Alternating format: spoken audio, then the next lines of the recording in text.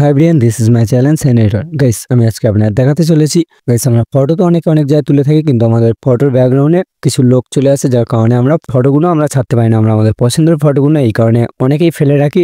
পিছনে লোক আসার কারণে, লোকজন আসার কারণে একবারই গ্যাঞ্জাম হয়ে থাকে, আমরা ওই কারণে ছাড়তে পারি না। গাইস, আজ থেকে আপনাদের গ্যালারিতে ফটোগুলো ফেলে রাখতে হবে না। তার জন্য গাইস আমি সলিউশন একটা অ্যাপ নিয়ে চলে এসেছি, যেই অ্যাপটি আজকে আপনাদের হেল্পফুল ভিডিও হতে চলেছে।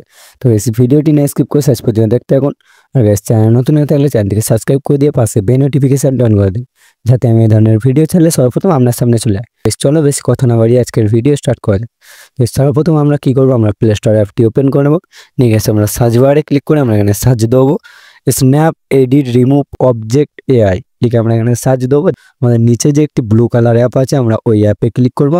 করে গেছে আমরা অ্যাপটি ইনস্টল করে নেবেন। তো গাইস, আমার আগে থেকে ইনস্টল করা ছিল, তাই গাইস আমি ওপেন করে নিচ্ছি। তো গাইস, ইনস্টল করে নিয়ে আমরা অ্যাপটি ওপেন করে নেবেন।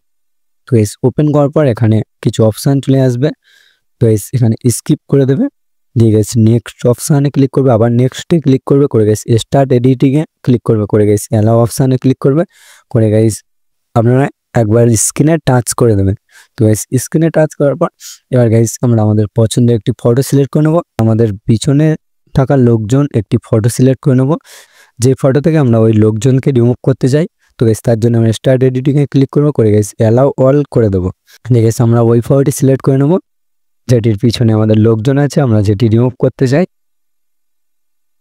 তো গাইস, ফটোটি সিলেক্ট করার পর একটি অ্যাড দেবে। তো এই অ্যাডটি কাট করে দেবে। দিলে গাইস আমাদের ফটোটি এখানে সিলেক্ট হয়ে যাবে।